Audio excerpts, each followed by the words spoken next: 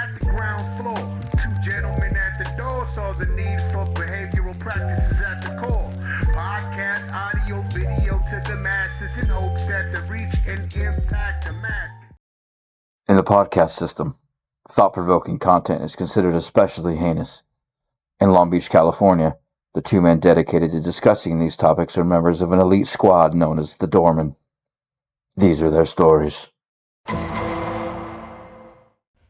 Welcome to a brand new episode of the Doormen Podcast official.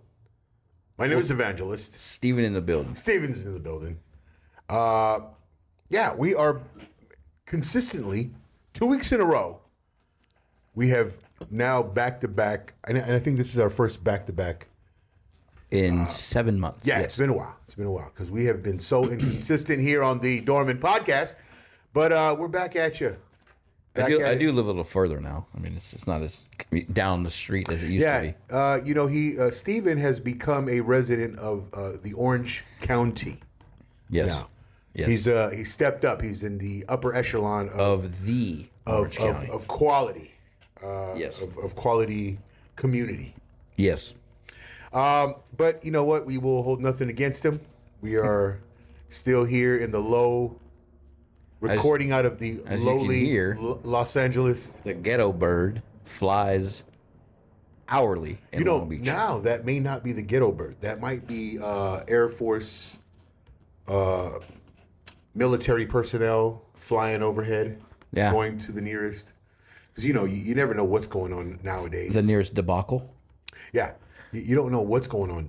Driving here over the 405 at Orange Avenue, the overpass. There's a Free Palestine march. There's a march going on. Well, it's a bunch of people on the overpass.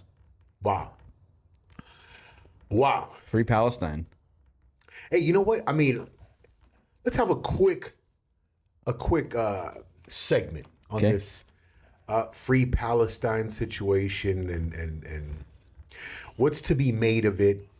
Well, my assessment of this whole situation, right? Of course, that October 7th event was absolutely uncalled for. Any organized military militia group from one side going into a country, a sovereign country, and causing that kind of terrorist activity, it's garbage, right? Yeah, chicken shit. No one would argue that point. Mm-hmm. But then you can go ahead and delve into some details, right? Right. You've heard the details about how long it took IDF to respond. You've heard the details about prior knowledge of this attack being known to their intelligence community. Yeah. And then you start to question, all right?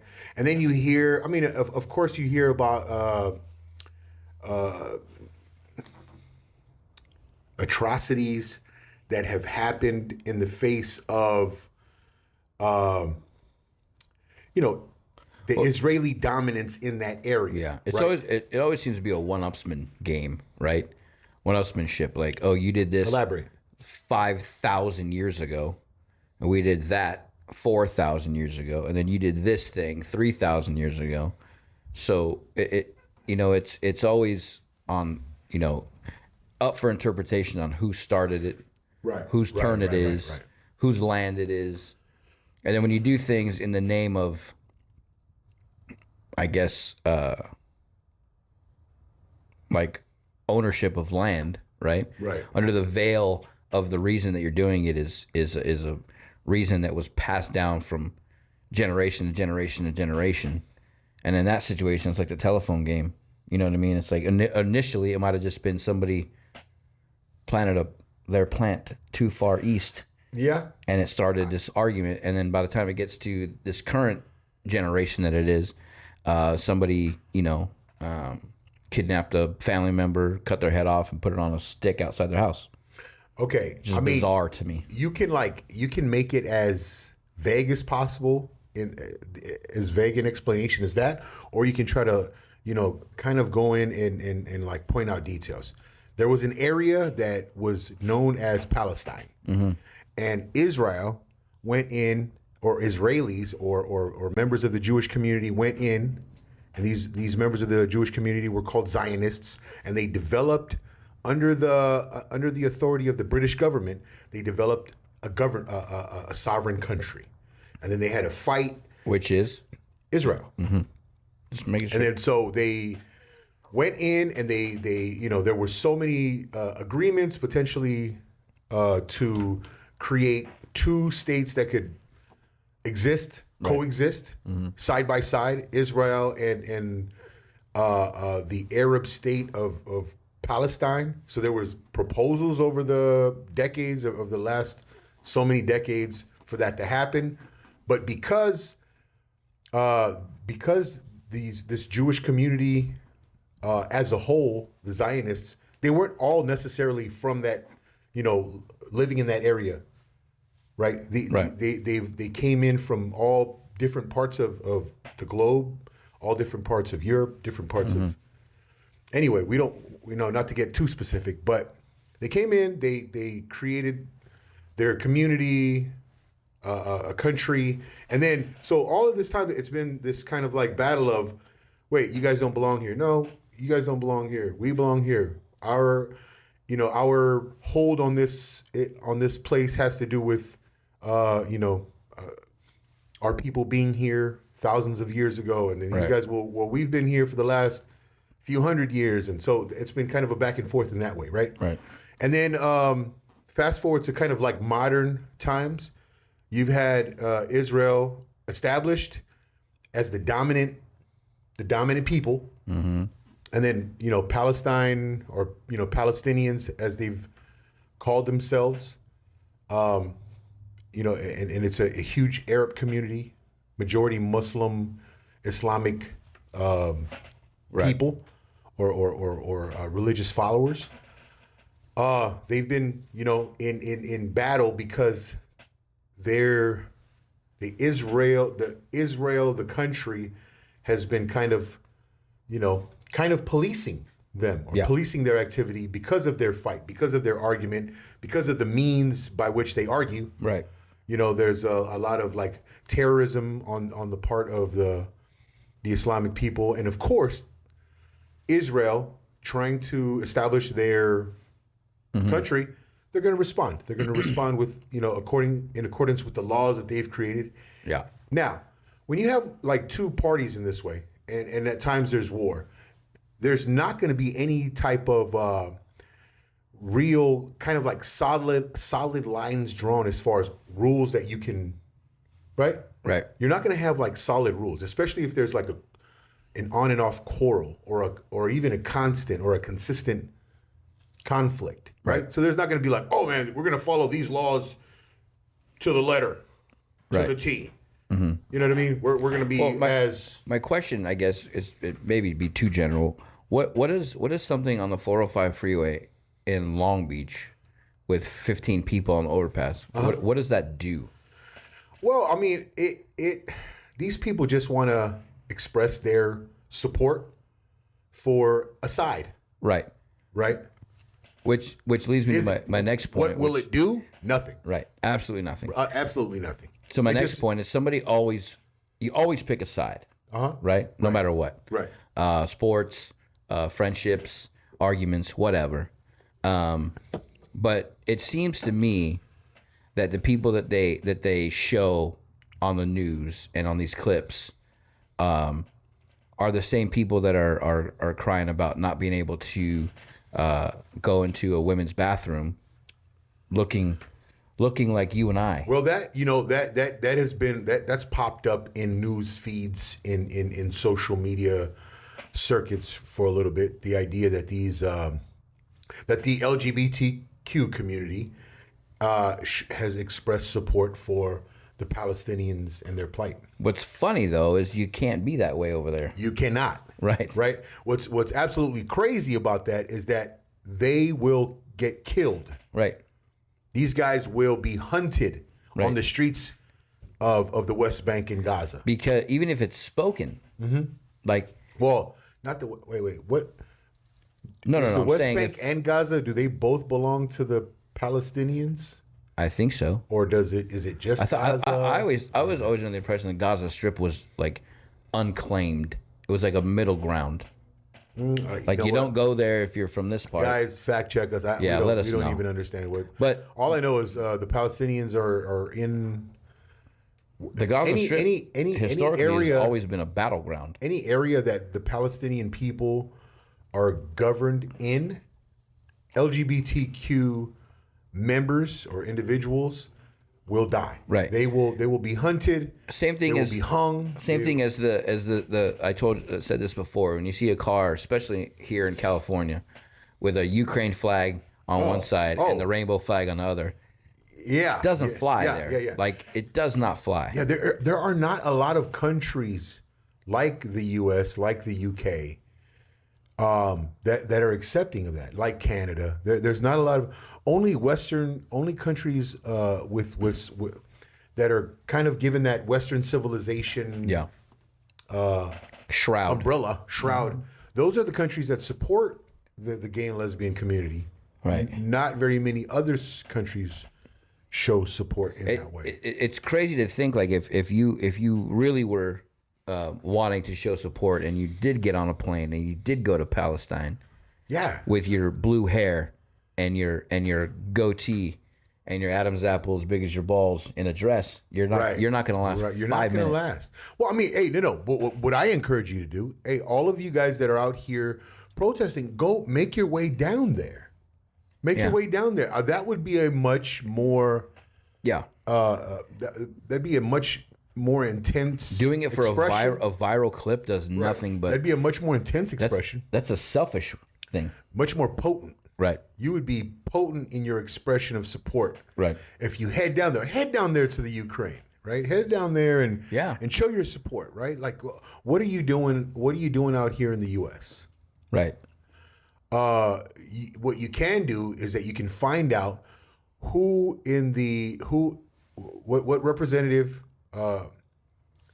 maybe votes in the direction that you want to, or votes in the direction that you wouldn't want them to vote, as far as like giving aid or whatever it is. And then, in your votes, you would go down and like elect someone that would side with the side that you are expressing support for. Right. I don't know. That'd be, I would say that's much more, that'd be a much more potent way of getting your point across. Absolutely. Instead of standing on a corner somewhere in Huntington Beach, safe from any right. Mean words or getting your feelings hurt. Right. And if you got off a plane over there, the second you do show up as you are, as you feel, you're gonna get handled one way or the other. Now I get it. We're over here in the social media space, and then we're doing what we do and getting the few views that we get. But it seems that this social media attention is all that this thing is about. Yeah, especially. It's selfish to do it for viral hits. It's protests. Stupid. Here in the U.S., it's no longer about actual change, because I doubt that a lot of you protesters are actually voting, going out and researching the representatives in your area that you have the ability to affect or influence. I doubt you guys are calling up your local representatives and making sure that they side with your beliefs. Yeah. Right. Or campaigning to vote them out if they don't vote according to your beliefs. Speaking of voting out.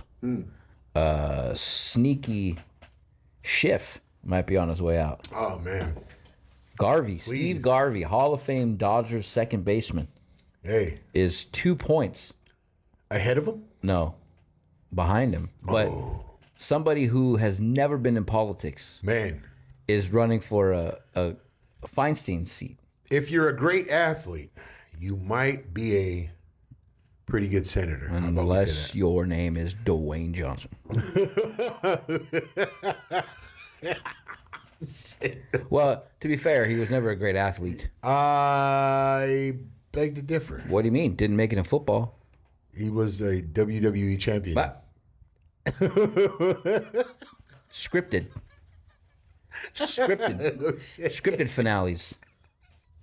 Scripted. You mean the people's elbow was scripted? Oh, come on, bro.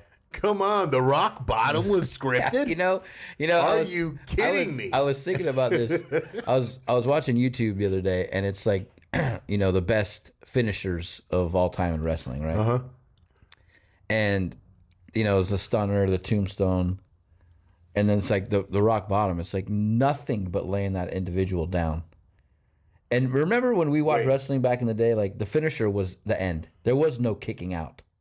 Like Hulk Hogan dropped the leg on you, it's over, right? Right. He suplexed you, it's over, right? Done. Now it's just like somebody does it, and it's just like they kick out. So You anticipate the kick out. Yeah. Right. And your boy is losing his mind. At what? I showed you last time the video when he was in his cutout vest of his stupid shirt from '92. The cutout Versace. That's his thing now. He comes out every week wearing that goddamn thing. The one vest. The vest. He can't get another one. Right. And he literally, you could see it, and he wears sunglasses every time now because you can see it in his eyes when he's got those sunglasses. It breaks his fucking heart that they're booing him. It destroys his ego second by second. What makes you say that? Because he's an egomaniac, an absolute egocentric fucking weirdo. So I told you what was going to happen. Remember, they're going to now we know how you feel about The Rock. I've been saying this for fucking years. I told you it was going to happen, right? He came out, and they were going to let the crowd decide which angle they were going to take. They booed the shit out of him. So now he's tagging with Roman Reigns against these other two guys, and there's stipulations. And he actually acknowledged Roman Reigns as his tribal chief like 2 weeks ago. And the crowd lost their fucking mind. Booed him, destroyed him on Twitter, said, "You sold out. Like, you're the older one. You should be the, Wow. And, so now they completely, and now he's using his authority since he's on the director of the TKO, which owns wrestling now. Wow. He's coming out, he's saying, "I own this company. I'm your boss." Like, it's all about him. Well, I mean, you knew it was going to be, right? Yeah. If there was room for him to stick his foot in that door and open it up to, proclaim himself as the man in charge. It's just funny that before, like, again, when we watched, if you were a heel or a bad guy, right, you stayed that way. Right. You didn't change because the crowd didn't like you.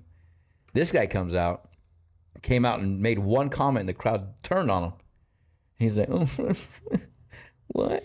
And then he started fucking, "Well, I was Maui, Moana. Nobody likes me." Fucking. Maybe that was just your interpretation of what he was saying. That's what happened, Come because the whole thing now has changed. The whole thing. Come on. I Like, mean, he look. I'm comes not back in The Rock, but Yes, you are. I think there's so much bias on your part towards I told you The Rock from years ago that your boy was a punk. How did we go from discussing something as serious as Side note. Palestine I said side note. Side note. The Rock and WWE? Side note. The Rock is a bitch. Okay, The Rock would not make a good senator. Well, that's how it was. You're a good athlete. You make a good politician. Well, anyway. I think people that have never done it. I think people that are truck drivers or warehouse workers are the best ones because they're in the shit all day. Like, they see how it goes. We could definitely influence, right? We can definitely influence decision making. I don't know. I don't know if we'd have that organizational skills, I guess, to become. Because you got to have your game right in the game of politics. Do you?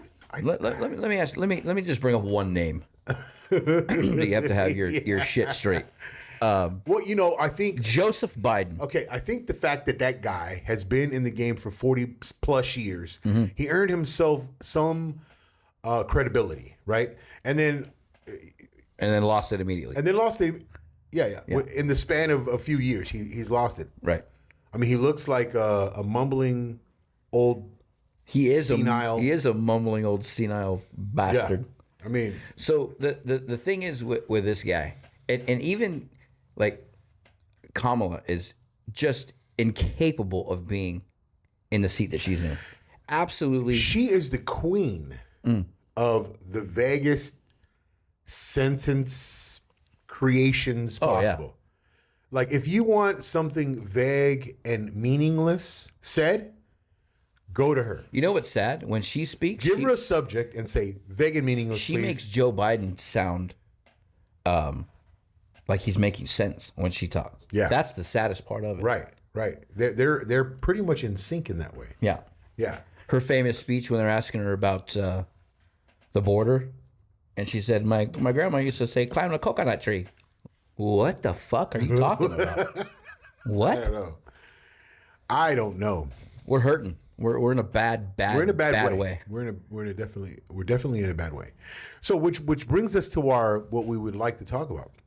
So with all this chaos going on, with the multiple wars around the world going on, with the division going on in our own country, with the inflation at its highest, with life in general. I mean, and we're by no means hurting in comparison to the third world countries, in comparison to what the rest of the world is going through currently. Correct. Right, we're in no way truly hurting. But where will we be? Where will we be? November 5th, 2024. Not even in November. Where will we be when the moment the election is officially over and the winner is announced? November 5th, 2024. Do you think it's going to be that easy? Of course. You don't think there's going to be some type of a stall? Okay. Some type November 7th, 2024. Shit. How long did it take for them to announce that Biden won in 2020? It was overnight when all the magic votes came in. Oh, no. But it wasn't truly announced until... All the magic votes came. Well, yeah, because they had to count all the magic votes. Right. Well, they're like... All the There's been an avalanche shift. Like, all of a sudden, everybody in the Arlington National Cemetery submitted their ballot. You're like, what? You know what's funny is I was listening to PBD. General Custer voted for Biden. That's how real it is. I was listening to PBD and then Chris Cuomo discussing whether or not that the election was stolen or whatnot, right? And then of course, there hasn't been any acceptable proof, right, to, like, let's say the Supreme Court. There hasn't been any acceptable proof that the election was, whether the election was stolen. Again, people's interpretation and thoughts. Right, but you hear there's accounts of people being seen, or groups of people being seen as stuffing ballot boxes, or the truck delivering a truckload of boxes. Right. And there were accounts of people finding that, like, dead voters happen to have been able to vote for the or Patrick Swayze voted for Joe Biden. He died in like 1990. Yeah, or double. There were two votes casted in certain. So there were these little. There was little evidence of little things happening here and there. Right. But it wasn't it wasn't orchestrated. Well, where there's smoke, there's fire, right? Well, I mean, again, there wasn't enough proof to say, hey, this was. Well, they never do it. This was a massive the proof robbery. The proof would only have been if Trump won. Then the proof would have came out, because he's so hated and he's so anti, like, true politician, that people are scared of him. So when you're scared of somebody, you go out and you say things. There's this dude at work that I'm trying to figure out how to say this without leaking it all, but he says things other people did to him that he's done to everybody, like, just to get it out there first, right? And, like, nobody likes the fucking guy. Nobody. Give me an example. How does that work? So an example is, like, he would tell a story of how he's such a good Christian, doesn't not like people for reasons, but then say he doesn't like gays, right? So he says that story, but when he gets called out by the bosses, he's like, well, other people talk about gays all the time. It's just like, okay. And the only reason I know this is when he's called Right. out on something, he just points to examples of other people. Right. Okay. So when like everything that he said happens to his harassment, he's done to other people multiple times. So it's just like, Trump's like, you just got to throw everything at the guy and then hope that some of it sticks. Like that lady that sued him for sexual harassment or whatever. Yeah. That lady is a walking skeleton. She's a lunatic. Yeah. Because absolutely. there was no physical. Right. There was nothing physical about that.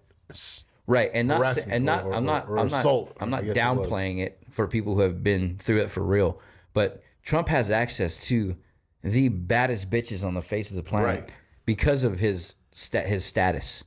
So for anybody to believe that he would harass this Beetlejuice-looking woman, did you see the reception he got at the UFC fight last night? Yeah. Holy shit. Yeah. I thought, who's this superstar coming out? And sure enough, I looked at the screen. It was Trump. They were like, losing their minds. Yeah, and I think that most people, again, like if it was a female running for president on the Democratic side and Trump winning like he did with Hillary, I think people vote out of their party because they just don't believe a woman is capable of running the country yet. Right. Wait until Michelle Obama's Mike. Yeah, yeah. Wait until she takes over at the DNC in August. Mike, you talking about Mike? Yeah. Wait until she takes over. Or Michael Obama. Yeah. That dude. I wonder. Hey, is that it? Has that video? Have you seen the video with Barack talking about holding hands with Michael? Yeah. My husband, Michael. He doesn't say husband. No. He says me and Michael. No. He says me and my husband, Michael. Unbelievable. Holding hands with my husband, Michael. Unbelievable. But I don't know. Has that been doctored? Has that been? Could be. I'll give our viewers some homework. Google a picture of Michelle Obama pregnant. Find it. I dare you. Doesn't exist. You want to know why? Because men can't get pregnant. But where? That's a dude. Where do those girls come from? Adoption. Or the lab. The lab. Or they were created. That weird thing where John Kerry drinks his blood, wherever that is. What the fuck? Those people that drink blood, like Madonna and all those weirdos. We're going deep in the conspiracies right now. But yeah. The cabal? Yeah. Michael Obama is a dude. Got shoulders bigger than your boy The Rock. Yeah, okay. Hey, look at a picture of them walking into the White House together. You would think Michelle is Barack and Barack is Michelle, but it's reversed. In a dress. That's a big dude. I always thought she was kind of pretty. Huh? How dare you? I thought she was good looking. It's a good looking dude. Well, again, let me finish my. Let me finish my little. I don't even know if it's a query. I would say it's my thought. My thought is where we will be at the end of this year. I think we're going to be in World War III. Either way. Well, they say there's a lot of experts that say, hey, right now, currently, World War III is going on because enough countries are in war, conflict. So, yeah. Do you think it continues if Trump wins or it gets worse? Oh, no. I think as soon as Trump wins, if that happens, he will create a situation where all of it comes to a halt. Yeah, that's what I said. Within the week. Yeah. Within the week of his election. This is what I think. So everything that's been dismantled since he left, right? The borders, the military, the police will immediately get rebuilt. Like there's going to be police giving out tickets for people not stopping at a stop sign. I believe there's going to be a push for law. Yes. In this country. Exactly. So much so that there will be a halt in the majority of illegal activity for a little while. The first thing that he does is he's gonna make it 1,000% illegal to cross the border. Yeah. Well, I mean, you know what I hope though? I hope these smash and grabs come to an end. Yes. It's depressing to see that shit. See coverage of that shit. It's wild. Like, because these and there are evil people out there. There's good people out in the world, and there are evil people out in the world. Right. Right. And then there's good, flawed people in the world. Yeah. Right. So, but what has to happen though is that like you want to constantly see the good people being covered, right? You want to see people doing good things, Right. More and more, much more so than you want to see people doing bad things. Obviously, right. Right. So if you're constantly flooded with coverage of people doing bad things, it's just going to add to the bullshit going on in the world. Right. What you want is Yeah. I watched a movie yesterday with Shelby called The Shack. You ever seen it? the shack. No. It's about this guy who had a rough childhood, poisoned his dad because his dad was abusive at like 11 years old or something, just to get rid of his dad because he just didn't know what to do. Damn. Grows up, has a family of their own, has 3 kids. His youngest daughter gets kidnapped and murdered, and he just blames God, right? Gets a letter in the mail, or a piece of paper in the mail, says, hey, Mackenzie, it's been a while. Meet me at the shack. And it was signed Papa. That's what his little girl called God. So he goes, and he has this, lack of a better word, come to Jesus moment with God. And he said, how could you let this happen? Like, if you exist, how can you let all these bad things happen? And God says, or no, there was 3 figures. It was, God was a woman in the movie because he could not handle a father figure because his dad was so belligerent and terrible. Mm-hmm. There was the Son, which was another character, and then the Holy Ghost, which was a spirit. And the spirit said, as long as people have the option to not believe, there will always be evil in this world. And it was a pretty good movie. I cried because it had to do with the kids. Yeah. But it's of course that's why you cried. right. Of course. It's one of those movies that gets you thinking about things, right? But when the Holy Ghost said that part in the movie, it's like it makes total sense. Like it completely absolved that guy of blaming God for everything that happened, because you realized, God has so many children in this world. Yeah. He's always around, but he cannot stop evil from happening, because as long as the option to not believe, then evil will exist. And that's exactly what's going on. There's no faith really anymore. Right. I mean, It's out there. It's just not enough. but so the idea that free will exists for you to believe or not believe, it really explains why the forefathers decided to do things the way they did here in this country. Right. Right? You have the ability to choose, let's say, a religion, Christianity. You have the ability to choose no religion, atheism, right? Right. To acknowledge that there is no God, or to make any claim you want, right? That option is there. So you have to be able to express these beliefs or express these views in the right ways that abide by a specific law, like so that you can express those things, but you just can't hurt or physically affect someone else's or physically impede on someone else's ability to express those same views on their side. Right. Right? So will bad things happen? Yeah. Absolutely. But there's these governing guidelines, laws that set that boundary. Yeah, you can do whatever you want in that little space you got going on over there. I Right. can do whatever I want in this little space I've got going on over here. Yeah. Which kind of like leads you to see these people protesting and right? Right. They can do all of that. Are we going to talk shit about it? Fuck yeah. Yeah. Or do we think you're an idiot because of whatever views you're out there Yeah. parading around? Fuck Right. yeah.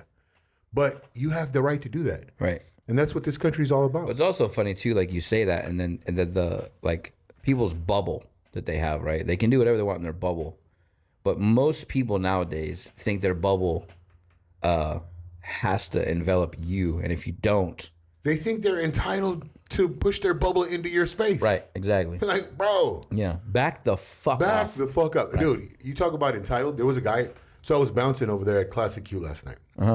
Guy comes in, and we say, it's a cash only cover here at the door. If you don't have cash, wait outside or go outside, right? And if, because he had claimed that his friend was going to come over there and pay for him. Mm-hmm. And he was like, well, since my friend is coming over here and he's going to pay for me, man, can't you just let me go and buy a drink? We were like, you haven't paid your... You're like, sir, that's the opposite of what's going on. Right. You have not paid your cover charge. You can't come in. Oh, what kind of business sense does that make for you not to let me buy a drink? And, well, it makes sense because we're charging a cash cover charge here at the door. Everyone else in there, and it was a packed house. Right. Everyone else in there is paid, and you're wanting us to, give you this free pass because you claim that a friend of yours is coming. Right. Well, I come here all the time. And then the owner, he's standing over there, like right over the little counter space. And he was like, hey, buddy, I've never seen you before. And he was like, oh, who are you?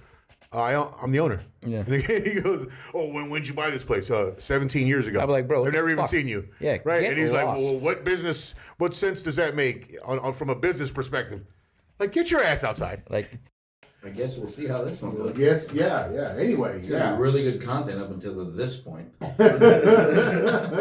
entitlement of that asshole got me all fired up. Man. Anyway, that's what happens when you run into some people who feel entitled. You just lose it yourself. Yeah. The issue that like when you and I bounce together, I have zero patience for shit like that. Yeah. Especially like when people name drop, can't fucking stand it. It's the worst thing you can do. Remember when SK was the name being dropped constantly? Yeah. I thought the best thing ever was, I know Scuba. Like, oh yeah? He poured you a drink once? I've known motherfuckers since second grade. What do you mean you know Scuba? What does that even mean? I know Scuba. Who gives a fuck? So do I. Hey. When people feel like that you owe them something, that is the worst. It brings out the worst in you. Yeah. It brings out the worst in you. It really does. Having to hear someone feel owed. Yeah. And you're like, I want to be a good person. Right. Try. Especially since I have the power to throw your ass out. Yeah. Right. I want to be good and not throw you out. Yeah. Right. Anyway. That's why I think we had a good balance. Because if you weren't there, I would have just been. Yeah, you'd have been just angry bird. Left and right. And instead of rocks being in that catapult, there would have been people in the catapult being thrown the fuck at the tree. Yeah. Hey, that tree, there was a tree in front of O'Malley's. That tree seen more action than most men coming in and out of that one. Yeah, that tree ended up being a wall most of the time. Yeah. Or pretty much a landing platform. Yeah. There are many men who collided with that tree. Yeah. Involuntarily. Mm-hmm. Yeah. I was asked by one of our listeners that we should tell more personal stories. Not necessarily just from the bar, just because I was talking about at work that I had that federal jury duty summons, and the guy was, you should talk about this on your podcast. So, that's a good idea. Go ahead, shoot a story. Well, we're way off track now. Shoot a story, dog. Okay, so federal jury duty in the state of California, you cannot get out of it. Wow. It is something that you can delay it, but you have to go at some point. Like normal jury duty, you can say, I can't do it. I have no babysitter or whatever. They'll release you. Federal jury duty, they do not give a shit what your excuse is. You can delay it 1 time, 2 weeks, but at the end of the 2 weeks, you are going to go. You go to the federal courthouse in Los Angeles. They don't what do you call it? Validate parking. So you pay for parking. You go and you are there all day long. I went in my baggiest Dickies I had. Literally a white t-shirt with a wife beater underneath it. You should have just wore the wife beater. So when I got in, I took my shirt off, thinking they're going to tell me to leave. So I had my hat backwards. My hat was backwards. I was sitting in the waiting room with a wife beater and Dickies, right?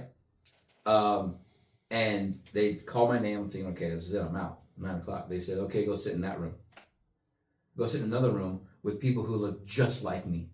Wow. Who are literally not dressed, just totally unkept. And they're like, we're going to sort these motherfuckers out before we decide where they're going. Yeah, they've been through this before, right? So then they, out of this room. They're like, we know exactly what game that fucker's playing. Yeah, exactly. You're in that room over there, sir. So they tell you, okay, wait, here. Then they go in, they say, everybody in this room, Go to the cafeteria, lunch is being served. So you go in there and you get this shitty fucking meal, right? Terrible. It's like prison food. So you go in there and you wait. Then they go to another room. Then they start picking you one by one to go to trials or whatever, the juror selection. You go through the whole fucking process before you get assigned to a case. And then the lawyers ask you questions. The defense and the prosecution ask you questions. And if you don't answer correctly, the defense will pick you or the prosecution will pick you based on your answers. The only thing that saved me was I got assigned to that case where that guy on Skid Row was harassing people. Cop showed up. Guy dove in his tent, came out with a gun, and the cops unloaded on him. Killed him. How long ago was this? This was probably 7 years ago now. Fuck. So what would you have ruled in that? I mean, just based on... They asked me questions. The judge first told me to put my shirt back on. You're in the court and I put your shirt on. I was like, fine, man, whatever. Put my shirt on. Fine, eh? You say, oh, fool. But the defense asked you, how do you feel about cops? Because the defense is defending the city. Right. I said, I have family members that are cops. I have friends that are cops. I work with cops. So the defense is like, we like them. Prosecution says, I don't want that fucking guy on this trial. Then they go to their sidebar. Judge makes you sit there the whole time, the whole jury selection, where they pick 12 jurors and 6 alternates. And at the end, they say who can say or who goes.